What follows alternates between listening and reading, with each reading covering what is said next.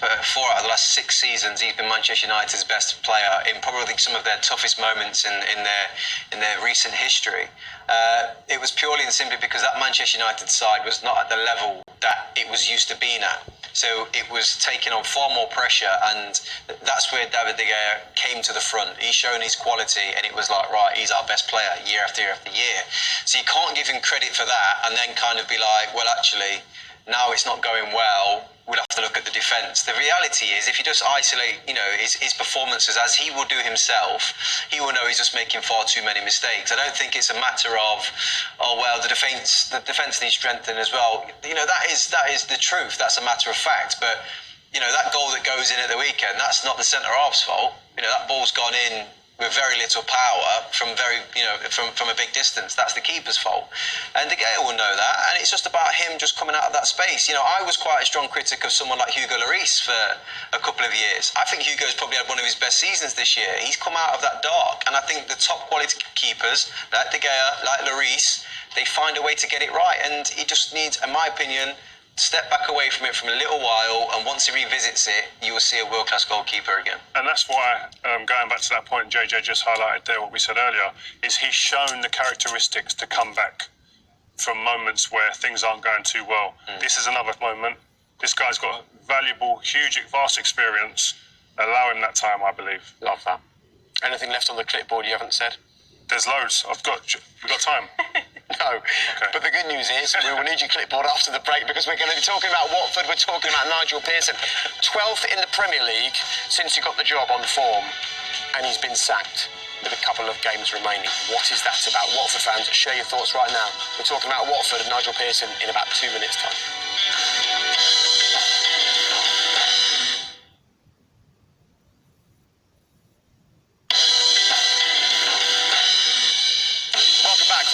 Fans, actually football fans, we want to hear from you now using the hashtag PL Tonight. What do you really think of Nigel Pearson losing his job at Watford with 2 games to go? I can give you an overall picture. We put up a question on our BT Sport Football Twitter page. The question was simple: should Nigel Pearson have been fired with 2 games left of the Premier League season? Yes, said just 8% of people. There it is. Overwhelming. People don't believe it should have happened. We're going to talk about it in just a moment, but first, here's Andy. He's a Watford fan. Here's what he has to say. So this is now the 3rd time I'm discussing Watford sacking their head coach this season, a new Premier League record. Am I surprised? Not really. I think whatever league Watford will be playing in next season, we would have had a new head coach at the helm, but I'm definitely shocked at the timing and the way the club have handled things. Clearly there's been a massive falling out between Nigel Pearson and owner Gino Pozzo. I'm really disappointed with how the hierarchy have acted this season. I think they've neglected on the pitch matters and focused mainly on improving Watford the brand abroad and improving Watford's global appeal. So really, really disappointed with how things have gone this season, obviously, and I think the owners have a lot to answer for. Interesting stuff. Right, let's talk then about this decision by Watford. And I think the perfect thing to set it up, guys, is the league table since Nigel Pearson took over. Watford are 12th. 12th in the table since Nigel Pearson got the job. What more could he have done, Karen? I mean, yeah, when he come in, they were bottom. I think they'd won 1 game in 15.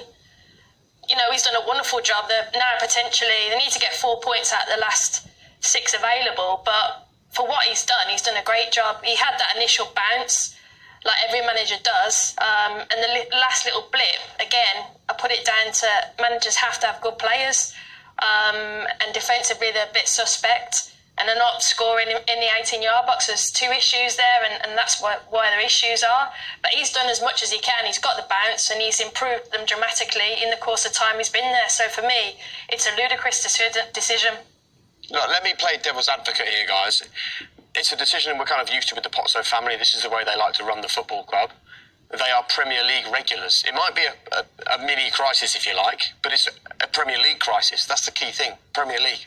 Yeah, listen, if they can stay in the Premier League, then the manager's done his job. But what I would say is the family that run the club, they've had, I think it's in 8 years, they've had 12 managers.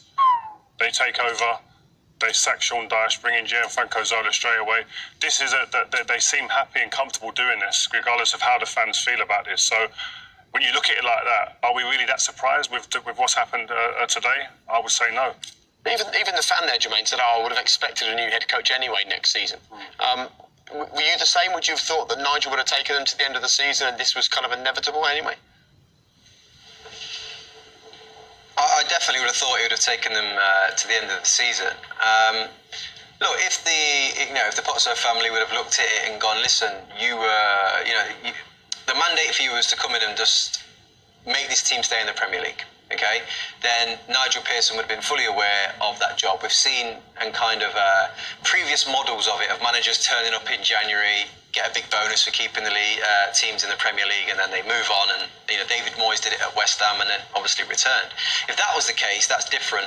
I think the job that he's done is absolutely remarkable. And the thing that's really surprised me is what comes from within the camp and the word from the Watford players, which is always been very positive. Players like Ben Foster, players that are very strong within the dressing room, coming out and saying how impressed they have been with, I suppose, the intensity that he's brought to the training ground and the mentality that he's brought to the team. So things like that really surprised me, that when you've got a group of players that like a manager, even though the results maybe have not been perfect, they've been great, that a club then decides we're going to go in a different direction. So it's strange, but I suppose with Watford, nothing's strange. I think you, as an owner of the club, you'd think that there'd be an awareness about how the players are talking about the manager. Is there conversations between the owners and the players to see, how's it going, what's he like, etc., so we can actually get a manager who's here for the long term? Surely they don't want to keep having to change managers constantly the way they have been. Yes, they've been doing that, but you would think that as an owner of a football club, having that consistency of someone being at the helm is the actual main target for you to actually make strides in the right direction. But did any of you think that he was the long-term answer for them? Go on, Jermaine.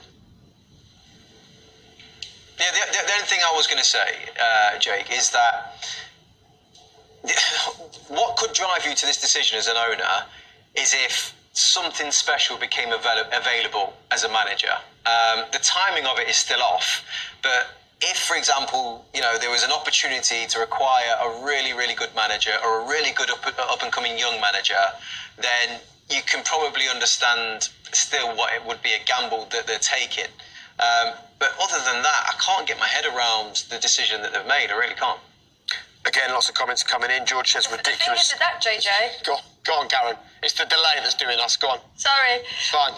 Go on, you carry on. Sorry, I was just going to say, but any manager available, why would you even want to go there, knowing that they're not going to be loyal to you, they're not going to give you the opportunity? They've had 3 managers this season, so even with that, I'm thinking if I'm going in, they're not going to back me anyway, whether I do a good job, a bad job.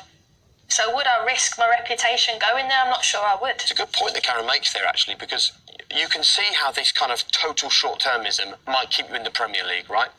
But you can't see how short-termism is going to allow you to build a project the fans can get behind, a project they can understand. Exactly, what have we done tonight? We've seen a Wolves team where the project is the king, where they've really made a decision 3 years ago and they're still on that journey.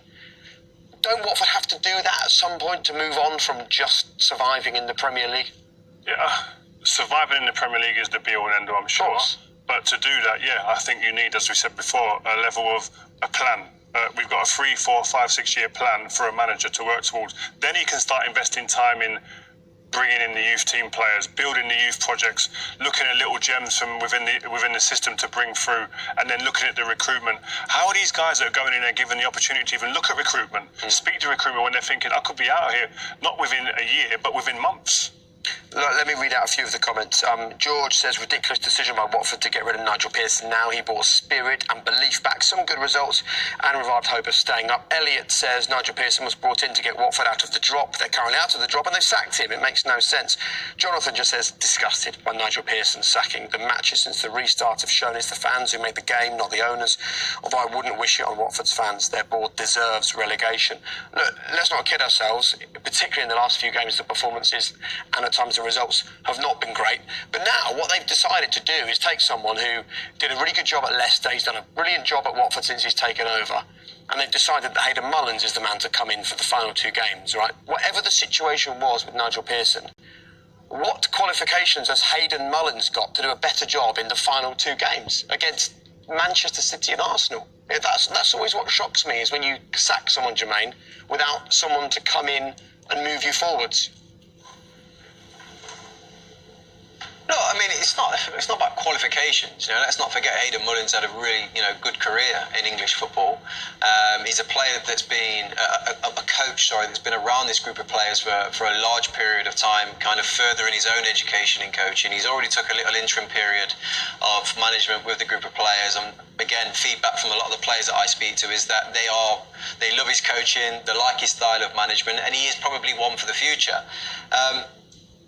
The answer, as opposed to the question, is I get where you're coming from. You know, in the day, Nigel Pearson is probably far more qualified to guide you through these final two games. But the reality is, we do not know the ins and outs. Maybe there was a disagreement, maybe there's an argument, and we had it at Spurs a couple of times where Clive Allen would just come and fill in for a period of time whenever a manager was getting sacked, and it seems that Aidan Mullins will be that person until he is trusted to grab the reins himself. Feels like such an odd decision. I wonder whether in the next little while something else will come out and we'll... Yeah, I think something's going to come out in the wash. There has to be more to this than what we've been told. I think there has to be something that's gone on behind the scenes where the owners have said, we're not accepting this for whatever reason, or they've had a big disagreement and they said, right, sever ties right now. This is more than just a football decision for me. All right. Listen, Karen, Jermaine, Rio, thank you all very much indeed for your company this evening. Let me just remind you that we've got plenty more coming your way on BT Sport over the next little while. Let's have a little look at what is in store for you if you stick around with us over the next few days. We've got the Vanarama Playoff semi-finals on Saturday. Harrogate Town facing Boreham Wood from 2 o'clock on BT Sport 1, immediately followed by the second semi-final, Notts County up against Barnet. Saturday night from 7:15, BT Sport Fight Night is back. There's also UFC action over on BT Sport 2 from 11 o'clock, including a really big fight there. And of course, join us live on BT Sport this Sunday for the final game of the Premier League season. Look, we're not sure what game we've got because we're sort of waiting to see how things are looking. However, it should be a cracker. Jermaine, Karen, Rio, and the clipboard, thank you very much indeed. The final word of this show goes to a Leeds fan, because we're going to see plenty more Leeds on BT Sport in the Premier League next season.